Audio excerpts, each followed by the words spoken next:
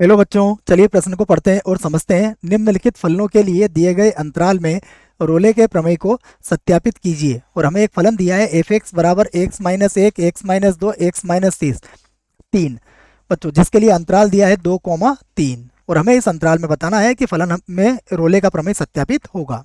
प्रश्न को हल करने से पहले हम प्रश्न के लिए मुख्य अवधारणा लिख लेते हैं, जिसकी सहायता से इस प्रश्न को हल किया जाएगा। तो मुख्य अवधारणा में हम रोले के प्रमेय को समझेंगे और उसकी आवश्यक शर्तों को भी लिखेंगे। तो मैं यहाँ लिख देता हूँ। सबसे पहले हम कोई फलन लेते हैं। यदि कोई फलन एफ एक्स बराबर वाई, जहाँ एक्स जो है वो ए कॉमा बी में है, यहाँ मैंने संवृत अंतराल लिया है। इसमें मान लीजिए कोई फलन हमारा परिभाषित होता है, तब रोले का जो पहला प्रतिबंध है मैं पहले उसको लिखता हूँ कि रोले में एफ एक्स जो होगा वो अंतराल ए कॉमा बी में संतत हो, ये लिख लीजिए आप। दूसरा प्रतिबंध है इसका कि एफ एक्स विवृत अंतराल ए कॉमा बी में अवकलनीय हो। यह भी आप याद रखें, अवकलनीय हो। तो ये दो बातें हो गई। एक और प्रतिबंध है, वो भी याद रखें आप।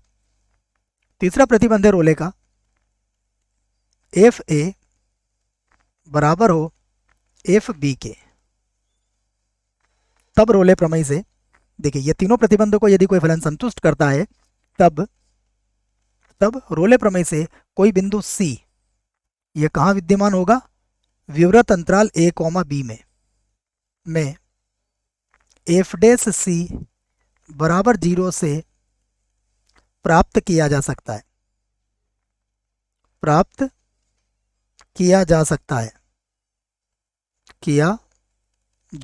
है।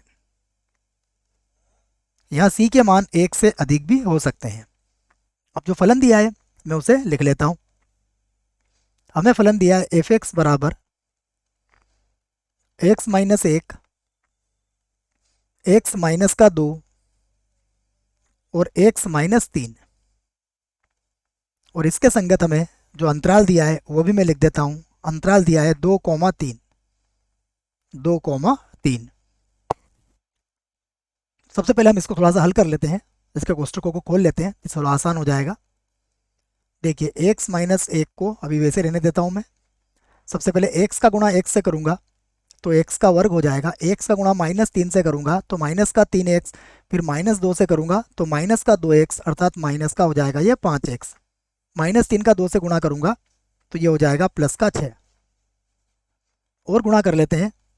एफ एक्स बराबर हो जाएगा x की घात 3 माइनस 5x का वर्ग प्लस का 6x।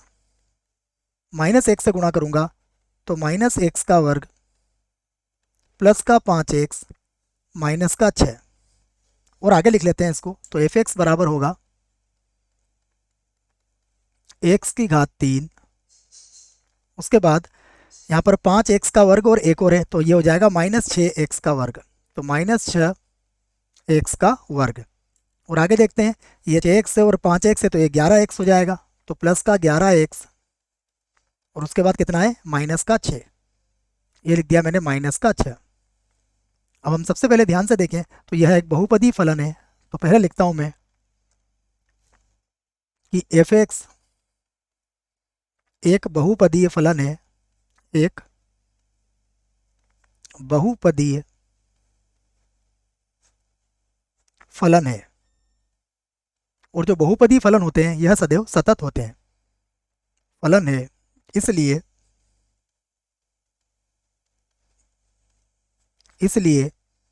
देखिए, अंतराल क्या दिया है हमें, अंतराल देख लेते हैं। अंतराल दिया है 2,3, तो इसलिए अंतराल 2,3 में एफ एक्स संतत होगा।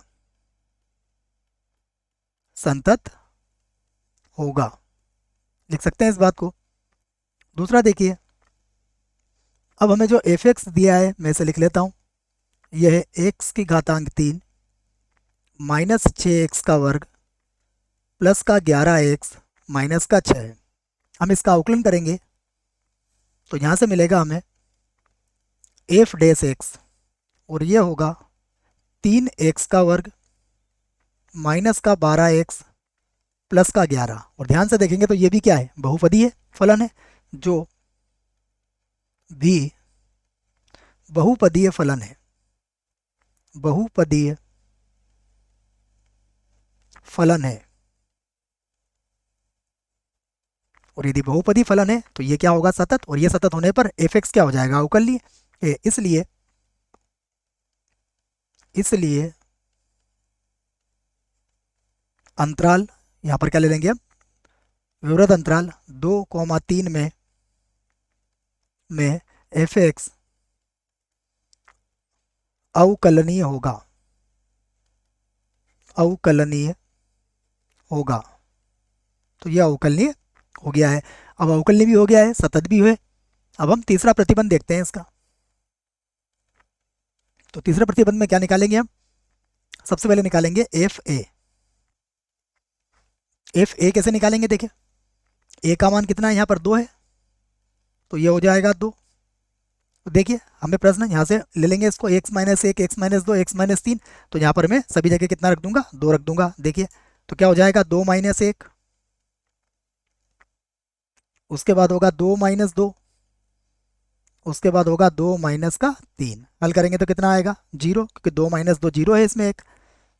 अब यहाँ एफ ऑफ बी की बात करेंगे तो ये कितना है, बी का मान है 3, तो ये हो जाएगा 3 माइनस 1, फिर होगा 3 माइनस 2, उसके बाद होगा 3 माइनस का 3। ये भी कितना मिल जाएगा आपको, 0। तो आप कह सकते हो कि यहाँ एफ ए किसके बराबर हुआ, एफ बी के बराबर है। अतः रोले प्रमेय से, तो अतः रोले प्रमेय से, और रोले प्रमेय से कोई बिंदु सी अब हमें खोजना है यहाँ पर।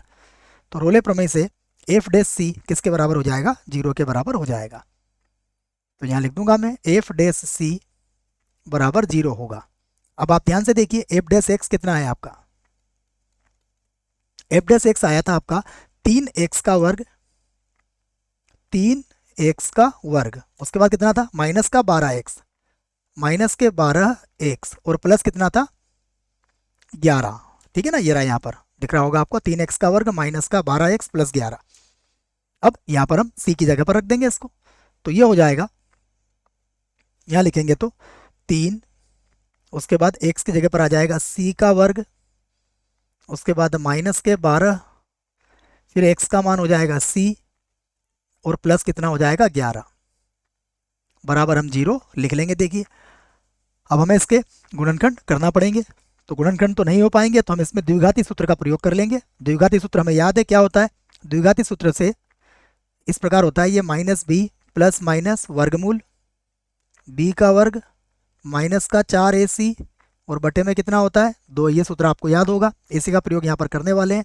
तो c बराबर हो जाएगा माइनस बी, अर्थात ये हो जाएगा 12, उसके बाद प्लस माइनस वर्गमूल के अंदर माइनस 12 का वर्ग तो हो जाएगा 144,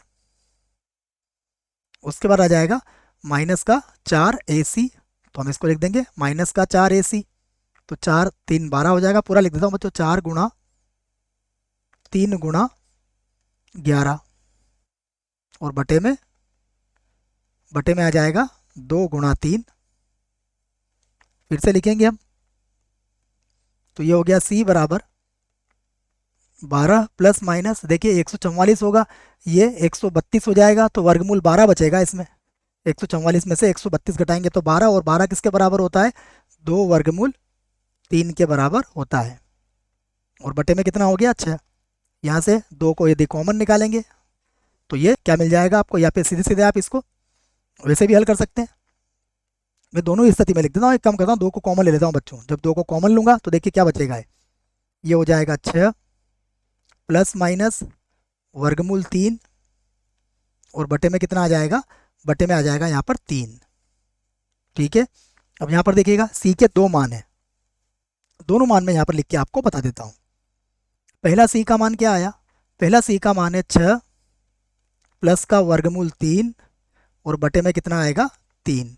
हमें पता है वर्गमूल 3 का मान लगभग 1.7 होता है, तो जब इसको जोड़ेंगे तो ये लगभग 8 से कम आएगा बच्चों, 7 और 8 के बीच आएगा। 3 से भाग लगाएंगे तो ये क्या होगा, 3 से कम आएगा, और 3 से कम आएगा इसका तात्पर्य क्या है हमसे, इसका तात्पर्य ये है कि ये 2 और 3 के मध्य आ जाएगा।